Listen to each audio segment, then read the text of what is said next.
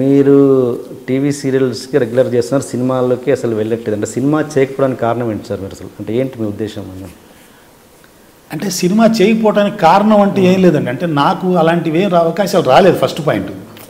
ఇంకోటి ఏంటంటే నేను దానికోసం ఎగబడి వెళ్ళలేదు. నేను ఎందుకు వెళ్ళలేదంటే నేను ఇక్కడ చాలా హ్యాపీగా ఉన్నాను, తృప్తిగా ఉన్నాను టీవీలో.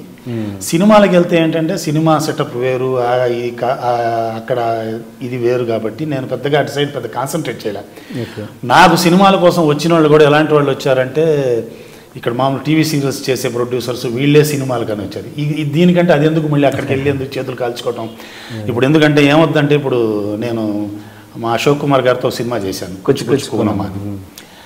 ఆ అశోక్ అన్న నేను ఏంటంటే ఒకేసారి ఇండస్ట్రీలోకి వచ్చాం కాబట్టి ఆయన పాపం సినిమా ఛాన్స్ రాగానే ఏదో నేనుంటే బాగుంటుందని నన్ను అడిగితే నేను కూడా మా అశోక్ అన్నే కదా అని ఆ సినిమా చేశాం. సానా యాదిరెడ్డి గారు ప్రొడ్యూసర్ దానికి. అయితే ఆ సినిమా చేస్తున్నప్పుడు నాకు ఫుల్ సినిమా అయ్యే వరకు కూడా గేట్వే రోల్ తెచ్చుకోవటానికి నాకు ఫుల్ సినిమా అయ్యే వరకు అయింది. ఎందుకులేండి సార్, మీకు ఈ టీవీకి సీరియల్లా చేసేసేయండి, టీవీ సీరియల్లా చేసేసేయండి అనే చేసుకుంటే ఇలా లాస్ట్ దాకా 1 more లేకుండా ఏమీ లేకుండా అట్లా చేసాం అన్నమాట. ఆ సినిమా ఏదో 30 cans-లోనే ఎంతలోనే ఆయన సినిమా చేశారు ఆయన.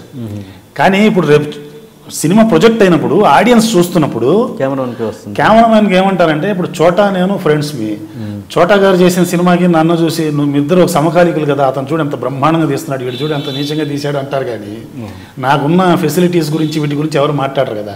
ఇప్పుడు టీవీ సీరియల్స్ చేసేటప్పుడే నా దగ్గరికి వచ్చేటప్పుడు ఎలా వస్తారంటే ఫస్ట్ రావటం ఎలా వస్తారంటే బ్రహ్మాండంగా ఉండాలని, మనది అసలు ఇలాంటి ఎపిసోడ్ ఇంకెప్పుడు రాలేదంటూ ఉండాలంటారు.